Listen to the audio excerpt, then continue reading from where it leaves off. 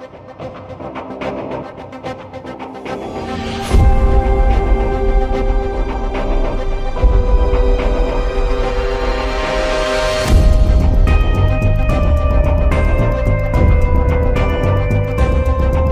the power vested in me as your Regional Governor of East Rizal Region 10, Siglakas Region, I'm now calling the order of chartering of Rizal Aces Siglakas Eagles Club, or what we call architects, contractors, engineers, and suppliers, induction of new members of Rizal Voluntas Siglakas Eagles Club, Rizal Ilustrados Siglakas Eagles Club, Rizal Elite Siglakas Eagles Club, Rizal Voluntas Siglakas Lady Eagles Club, and Rizal Elite Siglakas Lady Eagles Club are now called to order.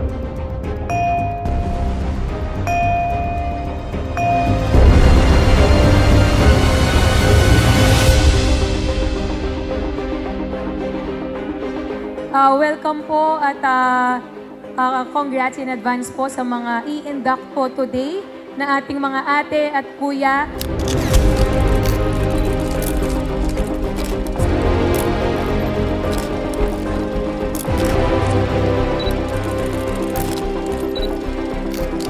Maraming salamat kuya. Simple lang po ang aking ihahabilin kasama ng ating Mayor Alan De Leon at Tol JB Kabitak, ang kapwa niyo rin po kuya.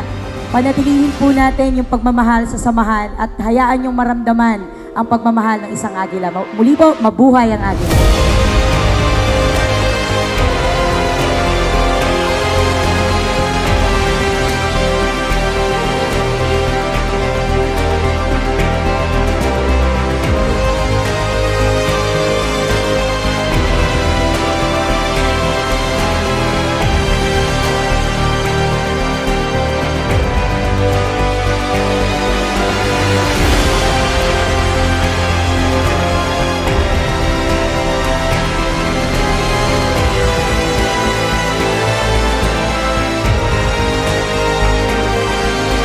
Hindi ko na po papakahabain. Ngayon po ay officially ko nang binubuksan ang ikatlong pag-indak at chartering ng isang club ngayong June 23, 2024 at Rosalias Events Place ay officially open. Maraming salamat po. Maraming salamat sa inyo at sana ay maging maayos ang activity na ito. Pinangungunahan po ng ating governor at ng ating mga president, of course, ng ating field director, Governor Kuya Dante Wenceslao. Welcome po sa ating lahat. Maraming salamat po. Ang masasabi ko sa mga bagong aspirant at mga bagong kuya na ngayon, sana tutunan sa during inyong aspirant, ang importante yung 5 I. Huwag nyo na po dagdagan ng isa pang I. Kung ano man po yung I na yun, ay akin pong babanggitin na inactive member po. Sana po lahat po tayo ay maging active. And we're looking forward po dun sa mga programa, proyekto, and activities po na pagsasama-samahan natin, pagtutulong-tulungan, syempre po sa ating lokal na pamahalaan. Talagang sigurado po, dire-diretso po ang mga activities natin, lalong-lalo na talagang beneficial po sa ating mga kababayan dito. So muli po, sa ating pong mga i-induct ngayon, congratulations po. Maraming salamat po.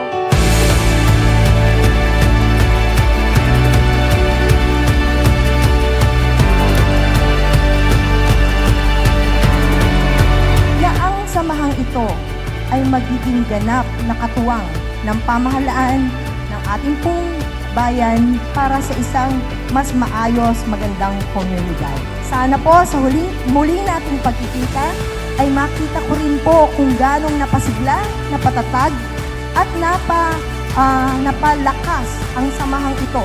Total, ang tawag po naman sa atin ay siglakas. Sinabi nga, sipag, sigla, at lakas.